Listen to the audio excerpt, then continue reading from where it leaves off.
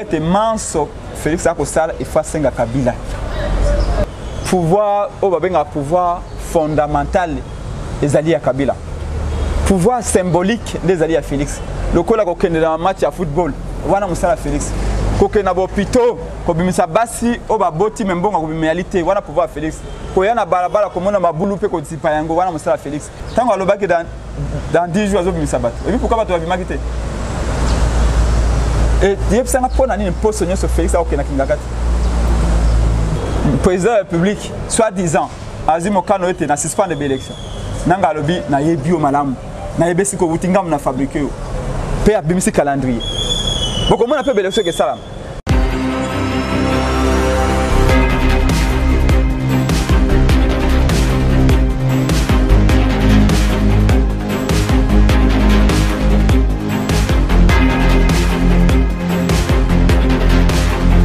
Voilà, les solos Katiamboka Congo, Babeta Rango toujours na Congolais, tout ça na mona Congo, na Congo ya presse épinglée, pour décortiquer naie, ba actualité politique nyonso ya Katiamboka la biso Congo, mboto na Congo. Mboto ndo. Bonne santé. Santé ali malamu. Bonne santé à plateforme la Muka. La Muka ali kitoko ndo. Voilà, la Mukeza Kitoko, mais jusque-là, Toko c'est la réunion, Boni Basango, la réunion, parce que Babimisi déjà, moto à Kokamba, plateforme, qui a ma comme le lot, plateforme politique. Oui, réunion et Salamaki déjà, réunion qui clôturé mon coeur Lomingo. Bandeko Banso, Yalamuka, moi Namboka, Jean-Pierre Bemba Gombo, moi Namboka. Matungulu mwana mboka Muzito mwana mboka Moïse Katumbi mwana mboka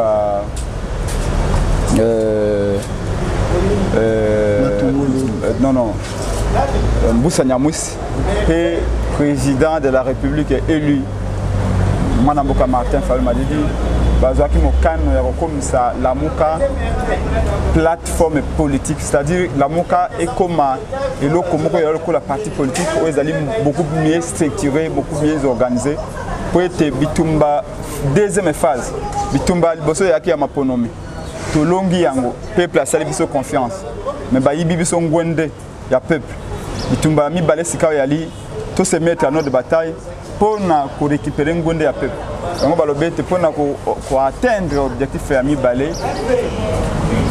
Et Sengelito est beaucoup plus organisé. Voici pourquoi il y a des commissions qui travaillent pour Lamuka et comme ma plateforme politique. Maintenant, il faut souligner les mamoko est très important. Le col est lengue à Congo.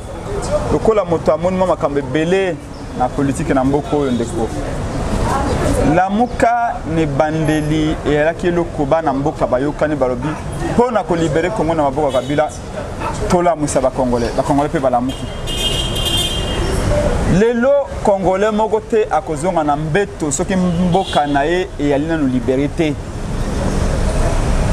Donc Lamuka lokola lingomba nyoso bato bayali et alina ba o baku kobela pe bakufi. Et alina ba o baku koloba ete sikawa na meli pema na vandi nanu. Et alina ba o baku koloba ete mongai sikawa na monete na kena ko sa bilanga na ngai na longo na Lamuka. Mais Lamuka eketika kokufa te. Peut-être Lamuka est comme sika philosophie de combat. Lamuka est comme le col mbeli auto kata zamba oyo le régime Kabila peut être peuple azwa liberté naï. Donc Lamuka est que kufate et la moto alongwe et la bato bakoti Lamuka le tomo le col est comme une philosophie à peuple et comme eloko ya peuple. Lamuka est que kende obé liboso pour na ko libérer peuple peut ko libérer plutôt Mboka peut libérer Félix peut être Félix aller sika maboko pe makula ko kangama et pas Kabila. Merci. Je pense comme si c'est comme si le langage est changé. Est-ce que Lamuka est que souffrir et que subir problème il y a qui leadership te nani square au Kamba. Est-ce que Zaka Martin Fayulu to Jean-Pierre Bemba pe na base ne ba réclamer que yenda za doyen yenda za la base mon Congo. Soko lingolo ba makambo ya doyen yebate na bayeban so ba yaliwana mukolo à nage, il y a mboka Martin Fayulu. Mais il y a kamba mukolo à nage té. Il y a makamba ko na mbonge belete. Il y a makamba ko yeba ko ba français té. Il y a makamba ya ko yeba nani kati na biso oyo topesaki chance ya koreprésenter biso ntango baponaki Fayulu ezalaki réalité ezalaki choix moko boye réfléchi lelo Fayulu nde azalaki incarné adhésion populaire donc naturellement il n'y a pas de débat là-dessus c'est Fayulu nde azali porte-étendard ya Lamuka donc lelo peuple bazana na nsima na yo omoni auti na tourner na ye na intérieur après maponomi nano esalama te une histoire ya monde esalama te mais eyabouti omoni auti tourner na ye échanger bino même na discours parce que bino ezalaki ke non Félix Falungwa Martin Fayulu ndavanda na bon omoni te ke est-ce que motuna na yo vraiment ezali motuna moko oyo ezali adapté na réalité tobandi bitumba oyo même pas 4 mois tobandi bitumba oyo même pas 4 mois et obandi déjà koloba ete bozwi résistant nini résistant nini tozwi ko mobiliser peuple au facile de mobiliser au quand si n'importe qui peut le faire bo distraire bango to bo mobiliser bango ah bon donc ça dit ko finga ba congolais na fingi bango te mais la non ça dit ko finga ba congolais ça dit que ba congolais ba ye koyoka discours ba congolais ba ye ba se déplacer 600 000 200 000 pour na koyoka moto ba ponoki olobi ba ye ko se distraire ezali contre suka nini mais suka objectif ezali volonté à peuple et za la respecter yo lingi to sa coup d'état ça dit que yo lingi tout soutenir to za minduki to benga na Félix na kamera mais boyeba ki ko simba te pourquoi ko binisa population et si baten ndengeni voilà et si baten ndengeni ça dit que yo pesa que calendrier te ma vérité des urnes combat dans 3 mois ce qui Félix a kimité c'est que va échouer c'est ça bon yo ozali na objectif na biso to na biso to na peuple yo ozali c'est la micro na yo mais biso to na peuple le kola oyebi ete légitimité et utake pas peuple ali na biso mokolo komona meeting boy peuple ayete là mokolo wana loba ete boy échouer mokolo komona Fayulu lokola ko ya boy akiti na province orientale akiti na Équateur aye na Kisasa akei beni peuple ayete là loba ete Fayulu a échoué mokomona besika biso Fayulu akokenda peuple akoya yo so monita akei na Paris pour la première fois dans l'histoire, il y a des noirs, dans le but africain, histoire noire, aucun noir, même à l'époque, il y a Senghor, il y a Césaire, même il y a siégé dans le Parlement français, le col de territoire d'outre-mer, le protectorat français. Motomo a sala yangote. Bande quoi, poto ba bazoba. Tant ba yé finalité nango siko. Finalité zali. Voilà. Comme le pouvoir vient du peuple. Finalité nango. Le peuple avait donné le pouvoir. Et le pouvoir du peuple doit être respecté. Finalité nango ezalaki la Muka est une plateforme à ma misko bo changer la politique une finalité à ma démarche na ye tu non bon voilà là j'ai l'impression que yo za ko sambrier ba meeting to ko sala ba marche aux ali prévu parce que je vous le dis la résistance pacifique nous sommes qu'au début bientôt vous verrez ce que nous allons faire dans ce pays. Vous verrez, pour la première fois, nous allons réécrire l'histoire de ce pays. Soulèvement populaire. Écoutez, les peuples et les souverains. La Constitution le dit, la souveraineté nationale appartient au peuple. Il exprime cette souveraineté notamment par la voie des élections. Le peuple a voté, on a confisqué son vote. Olandaki Maloba, cardinal Fridolin Bongo, l'aube avant-hier, Fayulu a gagné les élections. La volonté du peuple doit être respectée. Même si par après il appelle au dialogue entre Fayulu et Félix, mais retenez que la finalité c'est que Fayulu, plutôt la volonté du peuple doit être respectée. Les pouvoirs qu'on a volés, ce n'est pas les pouvoirs du peuple. Vote qui vote à peuple, vote à Fayulu. Le peuple est Sengeli à recouvrir droit naïe. C'est ce que nous sommes en train de faire et nous allons y arriver. Voilà, merci beaucoup moi na Congo, toujours que petit à petit na Oshité, mais moi na Congo Félix Antoine Tshisekedi a kenembo ka Rwanda. A salipé à tenir un discours pour le non guerre au Sama na Est il faut et doit tout kanango et puis à l'obia on a mboka place président à Rwanda à Zalior que bangonde bazali ba base il y a ba trouble Sama na Est mais d'après yo comme on a déjà que non Ali Reza bien il y a moi na Congo Félix Tshisekedi eza lokola ache Kagame Mosakina-Lisu ne ba Congolais tout ça bango pour ça moi na Congo c'est mais je ne comprends pas yo je comprends ma caméra de travers ezali acte à trahison et puis Hollandi malamu liscoulu ya Félix c'était Félix a lobby était bitumbo zakana est ya mboka ezali ba Rwanda ba na base na ngote Hollandi discours Félix c'était. Au contraire, Félix a trahi le biso. Comment est-ce que na Rwanda pas le biais bitumbo za na est ba Rwanda ne bazaka sous na ngote. Alors kabi que pendant plus de 20 ans ba Rwanda ne ba na base ya bitumbo za na est. Et puis Félix aza ko nier yango. C'est-à-dire abangi Kagame akei ko se pesa Kagame agenda Kabila pesa qui est akende ko mema lokola muto ako mema maloba ya Kabila akei ko mema maloba yango wana. Abanga à trahir une des Congolais. Abanga Kagame pendant qu'il y a lobby en Okuna qui a aussi sa guerre dans l'Est. Mais si sa guerre dans l'Est, il y a lobby déjà que non, Rwandais ne va la base de la guerre Wanate. Il y a ça lobby en déjà. Tout le monde le sait. Toi aussi tu le sais. Que Rwanda est sous cette instabilité, paix insécurité na Est et Mboka. Mais il y a Félix Akoloba était na aussi cette insécurité et puis Rwandais de la base d'insécurité. Mais ce qui bangonde à la base c'est que à attaquer bango mona Congo parce que mais bandana nous pas Koloba était bino Rwandais na base il y a insécurité il y a trouble na boka na biso botika yango. Pourquoi lobby yango te? Pourquoi à lobby bien que non ezali Rwandais te ezali Ougandais te. Au bout d'un temps Ougandais na Rwandais ba bundaka na territoire national na province orientale. C'est combien de millions? Accueilli qu'on s'est incliné devant Stel, il y a 600 000 morts. Il y a génocide de Rwandais. Nous condamnons, nous compatissons avec le peuple rwandais. Pour le génocide de Rwanda, c'est ignoble, inacceptable. Nous sommes des humains. On ne peut pas accepter ce qui s'est passé au Rwanda. Mais au Congo, il y a eu 6 millions de morts. Et dans Rwanda, 600 000. 10 fois plus qu'au Rwanda. Kagame a eu au Congo. Au seul cas, il y a Momoko à compassion. Est-ce qu'il faut que ça m'a bien amabé, mon ami? Enfin, j'ai même l'impression que les gens congolais. Vraiment, la façon de tout nangayo deux congolais. Biso tu as 6 millions de morts. Kagame a eu awa. Alors bah ta Momoko à compassion pour le Congo. Félix a eu que le moins à compassion pour 600 000 morts alors que biso 6 millions de morts Kagame a eu le l'autre côté. C'est le local Kagame le bas qui était Félix il fallait pas le battre moi la Congo pense pays. C'est là où je vous dis que Félix a accueilli kuna parce que Kabila a PC agenda. Il faut à ça là au Kabila yebsie. Félix Azam utamema kamaloba ya Kabila akeko ça donc en fait les alliés continuité à politique à Kabila. Autres koloba été le col anzete à safwe botaka mangate. Le col à pouvoir à Félix sous senango les alliés Kabila yali peut péter. Félix a ko ça c'est maye Kabila ko yebsa ye. Donc le col pas congolais basé pas Félix réalité. Moi na Congo lobi maye Kabila akoloba mais tout le monde va détenir politique babimi au Kabila tanga qui mais il y a plus de 700 personnes y compris même ba militaires na bino tout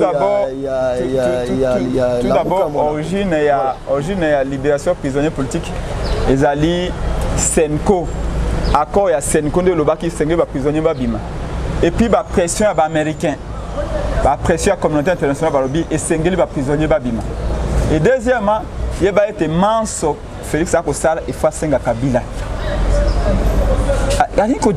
Nous vous disons combien de fois on doit vous dire que dans l'accord qui a été signé, pouvoir fondamental des alliés à Kabila, pouvoir symbolique des alliés à Félix. Le coup là qu'on est dans un match à football, voilà mon à Félix. Qu'on est dans l'hôpital, qu'on bimisa basi, on va boti même bon qu'on réalité, voilà pouvoir Félix. Qu'on y a na balabala comme on a ma boulou pe qu'on dit pas yango, voilà mon à Félix. Mais qu'on dirige mboka le coup la armée, la police, le service de sécurité ba mine. Kabila ndako kamba yango. Est-ce que biso to kenda ko voter mo ko les 30 pour le président lolinga iwana? O ba ko ponela makamba ko sala. Tango aloba que dans 10 jours azobimisa bato. Et puis pourquoi bato babimaki te? Et yebisa na pona nini poste nyo so Félix a okena kingakati. Pona nini lelo ako ka nommer informateur. Akei kuna devant diaspora congolaise. Na windoki. Aloba que nini? Na zongi na Congo. Na koza présenter ticket était na ko nommer informateur. De quoi vous avez kuna un yango, mona nommer informateur. Il y a des signes qui ne trompent pas de quoi. Na biloka mike ne ba baga été moi sur contrat mobile na eto moi sur linga mobile na. Biloka mike vient l'accepter pour Félix ali na pouvoir té. Dans tous les cas, Félix est incapable de kotala Kabila na miso pe ko loba été ngai na kosa yo lingité. Lelo la réalité que Félix a un pouvoir symbolique. Et là, comme côté ba congolais ba cause les pas na yelo lenge kalina mosonga lobaki moi o elekete le col à pouvoir na utina kimoyibi ou pas Kabila pouvoir na les premiers bénéficiaires à pouvoir Félix Ali Kabila comme si ko bébé à République et Félix a ko bondela et l'on est prouvé mais moi na Congo to mekana obeta pe lisolo et bon soki qui a ba réunion ba saliola ba bimisi autorité morale il y a plateforme na bino la muke ke ba bimisi Jean-Pierre Bemba est-ce que vous ba soutenir ngolo mais autorité morale ko la moto mususu te parce que moto azali oh ah mais maki la muka na maponomi o ya bien président de la République et ezali moi na mboka Martin Fayulu mais atteindre l'objectif te voilà pourquoi il faut battre atteindre l'objectif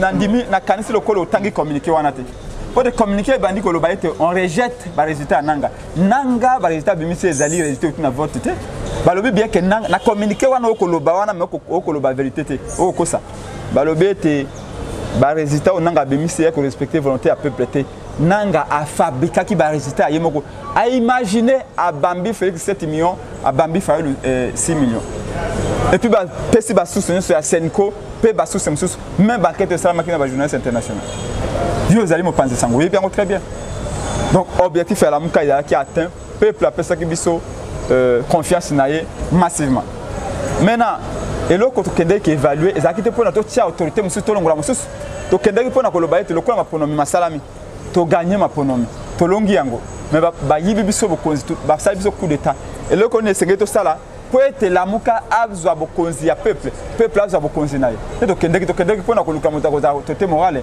to ya koza la premier to koza dernier te même temps to zakina la muka balobaki jamais que Fayulu aza le premier to aza le dernier balobaki te to pese confiance a même biso na maponomi tino lelo maponomi silité tino lelo victoire peuple na to découvrir en côté c'est normal que Fayulu aza la liboso ya baye bazali exactement peut-être Fayulu aza le plus grand ou le plus petit dans toute organisation il faut qu'il y ait pour des raisons d'efficacité il faut qu'il y ait un numéro 1 un numéro 2 mais cela ne veut pas dire que le numéro 1 le plus important est plus important que le numéro 2 ça c'est la philosophie purement congolaise et il faut abandonner ça.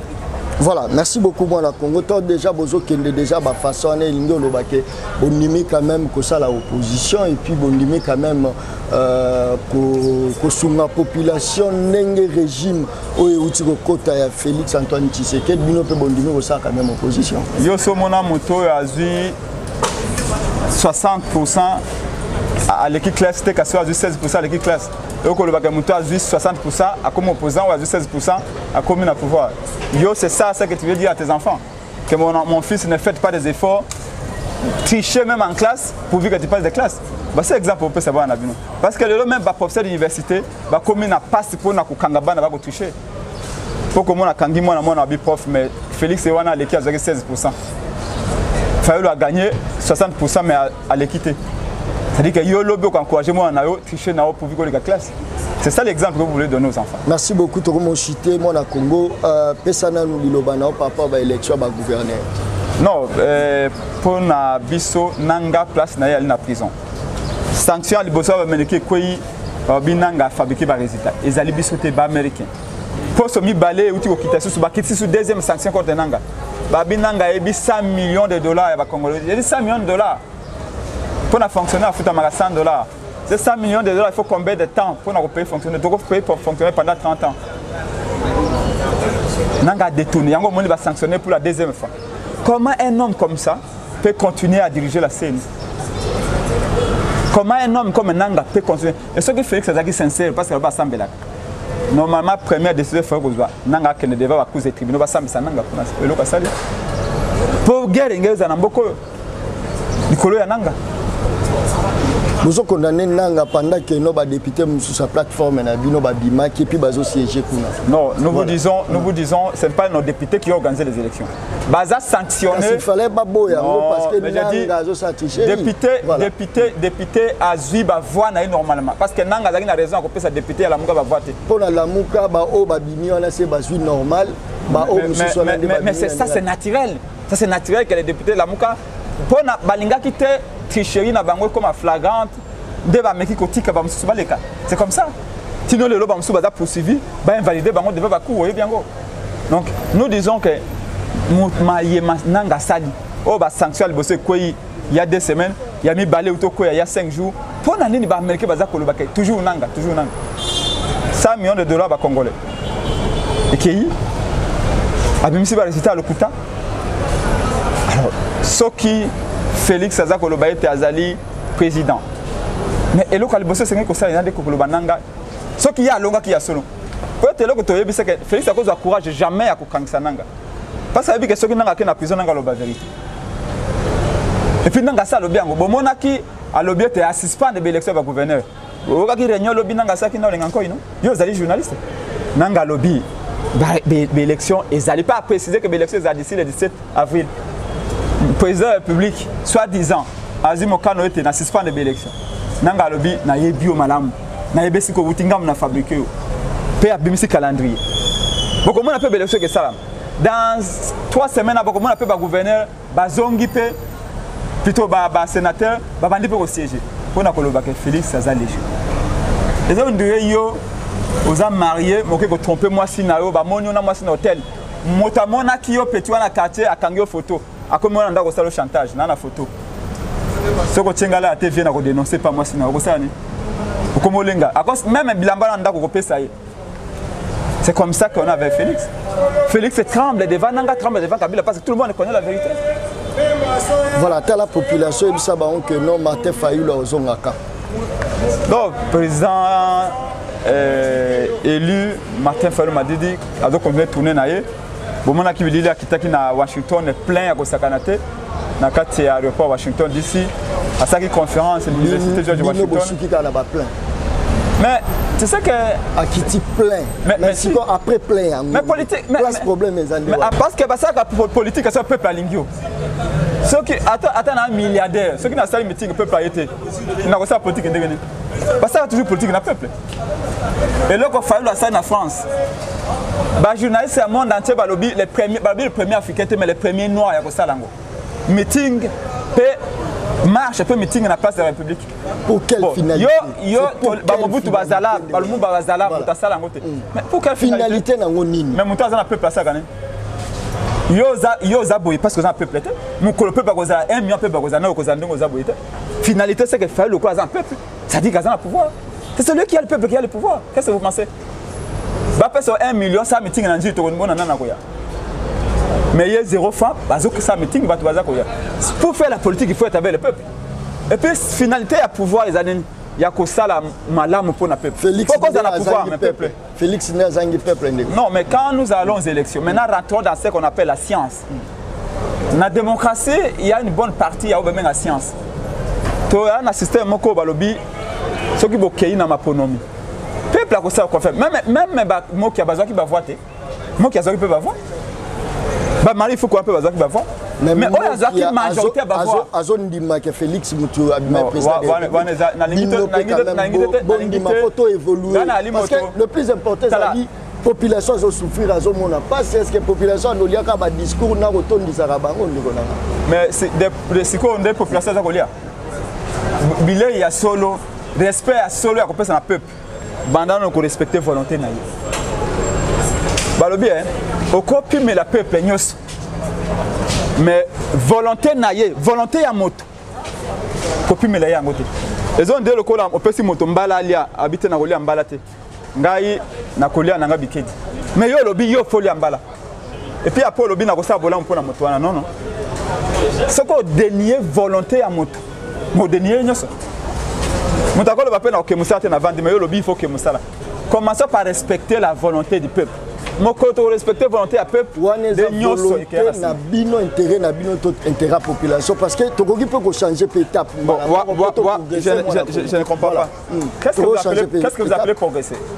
On a autre épisode. C'est-à-dire que yondo zaboye progresser zali ni moi on a la premier graduat au PC bon que nous finit professeur au clic na deuxième. Ça c'est un progrès aussi. C'est pas un progrès, ça c'est une évolution. Ça c'est pas un progrès. Il y a une différence entre l'évolution et le progrès. Toute évolution n'est pas un progrès. Qu'est-ce qui arrivera en 2023 dans l'élection qu'il y a pour nous? Ceux qui vont tricher les sous-sogolobanines, que tu continues toujours. C'est ça. Quand l'injustice arrive à ton frère ici, commencer à se battre pour l'injustice s'il n'est pas naïf. Parce que tôt ou tard, il ne pas naïf. Demain, tu peux avoir des ambitions toi aussi. Demain, tu te mettras dans la même place. Tant que tu as le bac des îles, non? Le bac qui n'a il n'y a pas de problème. Mais quand tu as un sénateur et awa, le bac qui n'a pas des îles, comment il a que Félix Fayulu a quelque chose à bon? C'était pourquoi? L'injustice n'est bon pour personne. Donc ne dites pas que non, tu as évolué. Non, qu'évoluer ça dit quoi? Bah ibi, bah tricher, bah tu vas koufi, tout ça, il n'y a pas de problème. Toi, Kendeka Galiboso. Mais toi, Galiboso, tu es au contraire de ça, Massima. Parce qu'en 2023, on a pronommé qu'il y a là. Après, tricher, parce que Balobi, la petite vient manger. Donc, comme en 2023, Félix Assas a eu des goûts à tricher. À côté tricher, mais qui vous dit que cette fois-là, il n'y aura pas une guerre? Peut-être le lobe, Fayoulou Balobi, peut-être qu'il y a une guerre. Tu penses que moi, je vais agir de la même manière que Fayoulou? Mais il y a à 30 secondes, à venir, Nini, ce lobe qui s'en occupe, Martin Fayoulou, à qui rejoindre le camp Félix Tshisekedi. Martin Fayoulou ne rejoindra pas Félix Tshisekedi. En politique, moi je suis licencié en Sciences Po. Je vais enseigner bientôt en sciences politiques. La réalité politique d'un jour est rarement celle du lendemain. Mais retenez une chose. Il y a 2 jours à Paris, à Chevèque à Kinshasa. Alobi, Fayoulou a gagné l'élection. Félix a gagné l'élection. Mais pour la chance de Congolais, obligatoirement, Fayoulou na Félix va fan d'abord cela. Pour nous accorder ensemble, dans l'ensemble, il n'y a pas de problème. Mais ce que nous disons, c'est que même ceux qui sont sur cela, avant tout, on a la vérité. Parce que la plus grande crainte, c'est que lobby au kuna buzoba et se répéter. Et on a des historiens comme Makambo poete, Makambo wana bao bako yabatanga, balo baete le la génocide de Salamaga boy, le quoi bomaka batuboye, lobby au bomasus batute. Commencez d'abord par voir les mal et les condamner. Faut pas venir nous raconter ta vie en disant non, bon les évolutions, token de caca, c'est vrai, tricherie, c'est là qui m'a avancé. On n'avance jamais dans la tricherie. Parce que Yosa est directement victime. Les juges seront directement victimes, tu ne diras pas ça. La vérité, tout le monde trouve son compte dans la vérité. Injustice, c'est ça bien. Même Barab, ceux qui sont terroristes, c'est à cause de l'injustice. Même les pasteurs, au monde a terre chaque jour. L'objet connaît cette injustice qui m'a cassé comme terroriste. Merci beaucoup, madame.